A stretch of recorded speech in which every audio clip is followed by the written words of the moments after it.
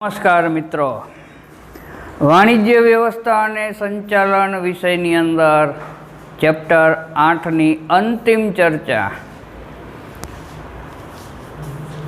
જુદા જુદા એકમોને નાણાકીય જરૂરિયાત સંતોષવા માટે શું કરવામાં આવે છે એની ચર્ચા આપણે કરી ચૂક્યા. Equity share, preference share, bond, જાહેર થાપણોની ચર્ચા અગાઉના પિરિયડની અંદર જોઈ હતી.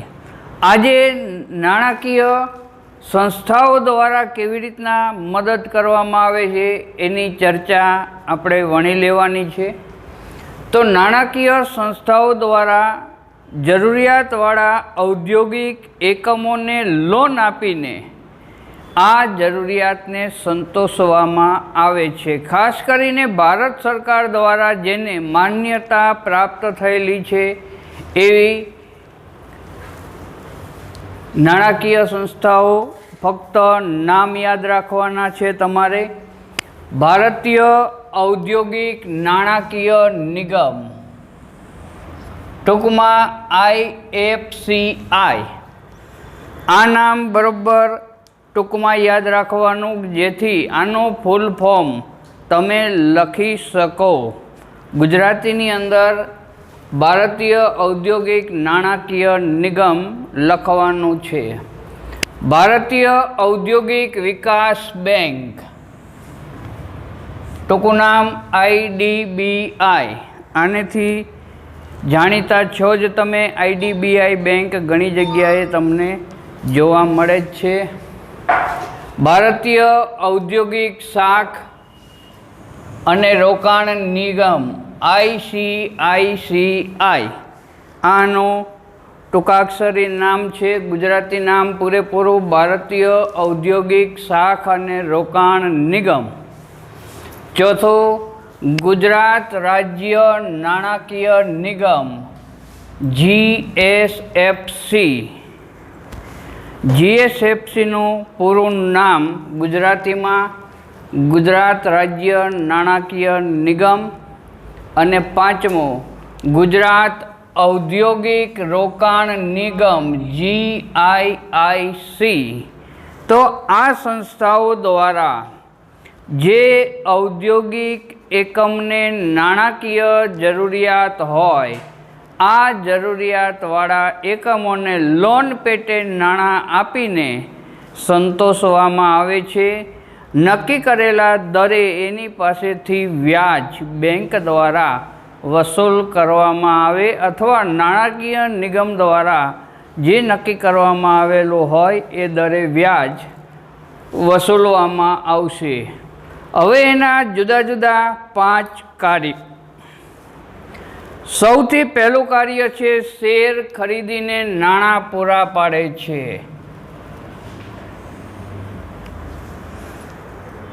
કોઈ પણ નવી ઉત્પન્ન થતું ઔદ્યોગિક એકમ એટલે કંપની, જ્યારે કંપની નવી ઉત્પન્ન થઈ હોય ત્યારે શેર બહાર પાડવાની પ્રક્રિયા શરૂ કરે છે.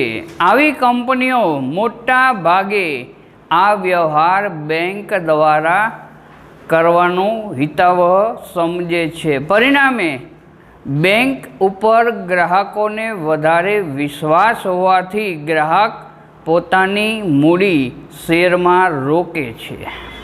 અહીંયા શેરના મંજૂરી માટેના, અરજી માટેના એના જે હપ્તા છે, પ્રથમ હપ્તો, અંતિમ હપ્તો, આ સમગ્ર હપ્તા પ્રક્રિયા દ્વારા શેર ખરીદીની જે પ્રક્રિયા છે એ બેંક દ્વારા પૂરી પાડવામાં આવે છે. અહીંયા કોઈ પણ એકમ એટલે કંપની પોતાના નામનું ખાતું બેંકમાં ખોલાવે છે ત્યારે જે વિજ્ઞાપન પત્ર બહાર પાડવામાં આવેલું હોય એની અંદર સ્પષ્ટ આ માહિતી આપેલી હોય કે કઈ બેંક સાથે નાણાકીય વ્યવહાર થશે. શેરની ખરીદીની પ્રક્રિયા કઈ બેંક દ્વારા હાથ ધરવામાં આવી રહી છે કંપની વતી, એની સ્પષ્ટ માહિતી રોકાણકારોને પ્રાપ્ત થાય. એટલે બેંક અહીંયા કંપનીની સ્થાપના વખતે તથા આધુનિકીકરણ, વિસ્તરણ, આના માટે પણ જ્યારે નાણાકીય જરૂરિયાત ઊભી થાય ત્યારે લોન આપી કંપનીને મદદરૂપ બને છે. આ પહેલો મુદ્દો હતો આપણો, નાણાકીય જરૂરિયાત સંતોષવા માટે બેંક દ્વારા શેર ખરીદીની અંદર મદદ. બીજું, લોન આપીને નાણાં પૂરા પાડે છે. ટૂંકા ગાળાની જરૂરિયાત હોય, મધ્યમ ગાળાની જરૂરિયાત હોય કે લાંબા ગાળાની જરૂરિયાત હોય, આ જરૂરિયાતને સંતોષવા માટે બેંક દ્વારા કંપનીની મિલકતને ગીરો રાખીને એના બદલામાં નક્કી કરેલા દરે વ્યાજ લઈ અને નાણાકીય સહાય લોન પેટે પૂરી પાડવામાં આવે છે. ત્રીજો મુદ્દો, તકનીકી સેવાની સીધી ચૂકવણી દ્વારા.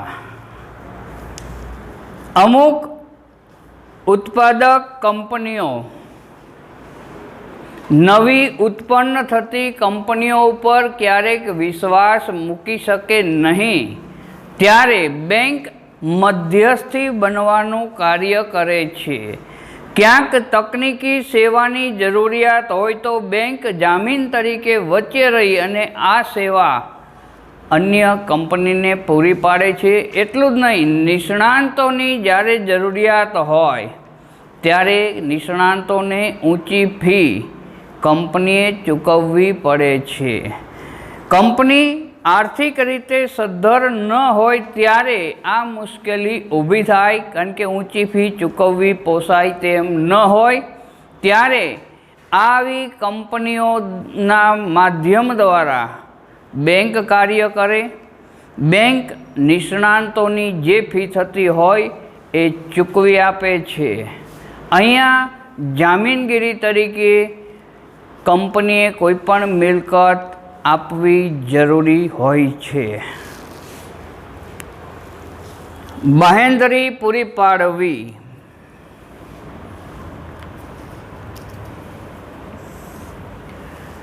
જામીન બનીને અન્ય નાણાકીય સંસ્થાઓને સલામતીની ખાતરી આપે છે. સમગ્ર પ્રક્રિયાની અંદર બેંક એ વિશ્વાસપાત્ર વ્યક્તિ ગણાય. કોઈ પણ વેપારી પાસેથી કાચો માલ લેવો હોય કંપનીએ, તો આ વેપારી જ્યારે કંપનીની શાખ નીતિને જોવા માગતો હોય તો બેંકના પાછલા વર્ષના ઓડિટ કરેલા રિપોર્ટ એને જોવા પડે. બેંકની અંદર પાછલા વર્ષની અંદર કેટલી લેતી દેતી કરવામાં આવેલી છે, આ માહિતીના આધારે અન્ય નાણાકીય સંસ્થાઓ કંપનીને લોન આપે, ધિરાણ આપી શકે છે. એટલે અહીંયા જામીનગીરી પૂરું પાડવાનું કાર્ય પણ બેંક દ્વારા કરવામાં આવે. પાંચમો મુદ્દો, અન્ય સેવાઓ. કંપનીની સ્થાપનામાં મદદરૂપ, બીજી રીતે મદદરૂપ નહીં પણ આર્થિક નાણાકીય સહાય કરીને લોન પેટે નાણાં આપીને મદદ કરે. પહેલા મુદ્દામાં જોયું એમ કે કંપનીએ જે શેર બહાર પાડ્યા હોય એની સમગ્ર પ્રક્રિયામાં નાણાકીય લેવડ દેવડનું કાર્ય બેંકના માધ્યમ દ્વારા જ કરવામાં આવે છે. શેરના જે હપ્તા નક્કી કરવામાં આવેલા હોય, આખરી હપ્તા સુધીની રકમ બેંક પોતે સ્વીકારે છે. એટલે અહીંયા સ્થાપનાની અંદર સીધી મદદ, બજાર સંશોધન, બજારની અંદર જે ખરીદ વેચાણની પ્રક્રિયાઓ ચાલી રહી હોય એની માહિતી, કઈ કંપની દ્વારા કેટલું ટર્નઓવર કરવામાં આવી રહ્યું છે, વિદેશી બજારોની માહિતી, ભારતની કંપનીઓને વિદેશની માહિતી જોતી હોય તો એ પણ બેંક દ્વારા પૂરી પાડવામાં આવે છે. ત્યાંની કરન્સીમાં ટ્રાન્સફરનું કાર્ય પણ બેંકો કરી આપે છે. એટલે અહીંયા ક્યાંક ને ક્યાંક મદદરૂપ થવાનું કાર્ય નાણાકીય સંસ્થાઓ દ્વારા કરવામાં આવશે. હવે અહીંયા બીજો વિભાગ વ્યાપારી બેંકો. વ્યાપારી બેંકો એ નફાના ઉદ્દેશથી શરૂ કરવામાં આવતી પ્રક્રિયા છે. અહીંયા વ્યાપારી બેંકો દ્વારા જુદા જુદા ધિરાણ નીતિઓ નક્કી કરવામાં આવી હોય, જે આપણા પાઠની અંદર ટૂંકમાં વણી લેવામાં આવેલી છે. સૌથી પહેલાં લોન. ધંધાકીય એકમની કોઈપણ નાણાકીય જરૂરિયાતને સંતોષવા માટે બેંક લોન દ્વારા નાણાં પૂરા પાડે છે. પણ આ માટે બેંક દ્વારા જે નક્કી કરવામાં આવેલી પ્રક્રિયા હોય એ પ્રક્રિયામાંથી એકમે પસાર થવું પડે છે. અહીંયા બેંક દ્વારા જે નક્કી કરવામાં આવેલી છે એ પ્રક્રિયામાં નાણાં પરત કરવાની શક્તિ, એકમ નાણાં પરત કરી શકે છે કે કેમ એ બેંક એને આપેલી જમાનત ઉપરથી નક્કી કરશે. પાછલા વર્ષના વાર્ષિક હિસાબો. આની જરૂરિયાત એટલા માટે પડે કે કંપની ખોટના માર્ગે નથી ને, જો નફાના માર્ગે હોય તો જ બેંક ધિરાણ આપશે, નહીંતર ધિરાણ આપશે નહીં, કારણ કે એની નાણાં પરત કરવાની શક્તિ યોગ્ય નથી એવું નક્કી થાય. એટલે પાછલા વર્ષના જે કંઈ કંપનીના વાર્ષિક હિસાબો હોય, ખાસ કરીને 3 વર્ષના હિસાબો ઉપર ધ્યાન કેન્દ્રિત કરવામાં આવે છે. નફાકારકતા. કંપની કેટલો નફો વાર્ષિક કરી શકે છે, પરિણામે હપ્તા ભરી શકશે કે કેમ, એ નફાકારકતાના માધ્યમ દ્વારા સરવૈયું મગાવીને નક્કી કરે અને એ પ્રમાણે ચકાસણી કર્યા બાદ કંપનીની કોઈપણ મિલકતને ગીરો લીધા વગર બેંક ક્યારેય લોન આપતી નથી. એટલે કંપનીની જે મિલકતો હોય એમાંથી કંપની જે હિસ્સો ગીરો તરીકે રાખવા માગતી હોય એ લઈને લોન પૂરી પાડશે. બીજો મુદ્દો કેશ ક્રેડિટ, ટૂંકમાં સીસી. વેપારીઓ કે ઉદ્યોગોને જરૂરિયાત માટે માલ, સ્ટોક કે અંગત મિલકતોની જામીનગીરી પર જે રકમ મંજૂર કરે તેને કેશ ક્રેડિટ કહેવાય છે. ખાસ કરીને ચાલુ ખાતું ધરાવતા વેપારીઓ. આના માટે મહત્ત્વની વસ્તુ છે આ.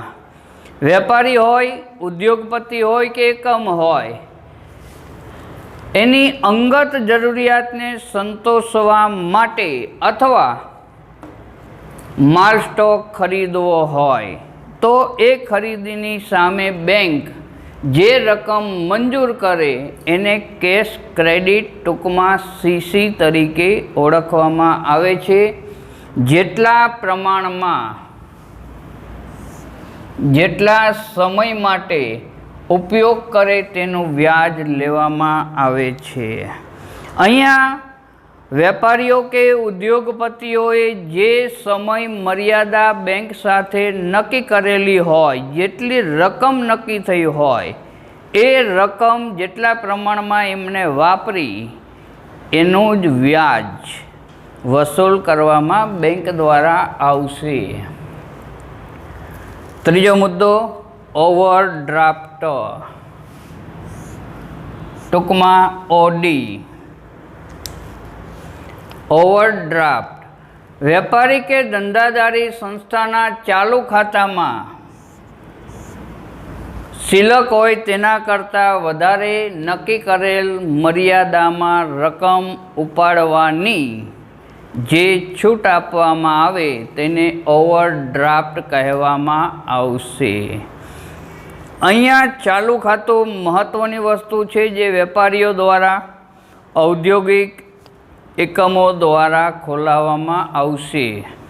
અગાઉ તમને સમજાવેલું છે, બેંક આના ઉપર વ્યાજ આપતી નથી, પરંતુ જે સેવા પૂરી પાડે ચાલુ ખાતાની એ ખાતાની લેવડ દેવડ માટે વ્યાજ વસૂલ કરશે.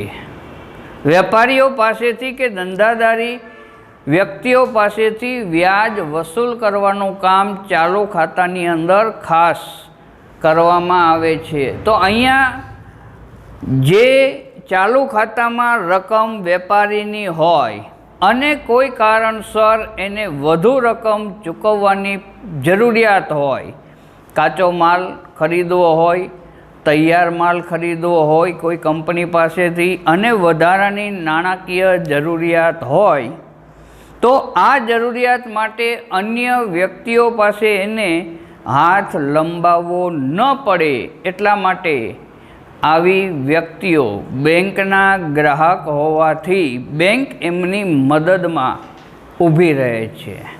નક્કી કરેલી મર્યાદામાં વધુ રકમ ઉપાડવાની એને સગવડ આપે છે. આ જે સગવડ પૂરી પાડવામાં આવશે બેંકના માધ્યમ દ્વારા એને ઓવરડ્રાફ્ટ તરીકે ઓળખવામાં આવશે. આ આપણો એક વાક્યનો પ્રશ્ન છે, ઓવરડ્રાફ્ટ એટલે શું? તો એનો જવાબ અહીં સુધી લખવો પડશે. એટલે ખાસ ધ્યાન રાખવાનું, ચાલુ ખાતું એની અંદર ખાસ ઉલ્લેખ, ચાલુ ખાતામાં જે શિલ્લક હોય એના કરતાં નક્કી કરેલી મર્યાદામાં વધુ રકમ ઉપાડવાની જે સગવડ બેંક દ્વારા પૂરી પાડવામાં આવે એને બેંક ઓવરડ્રાફ્ટ એટલે ઓડી, ટૂંકમાં ઓડીના નામથી ઓળખવામાં આવશે. ચોથો, વેપારી શાખ.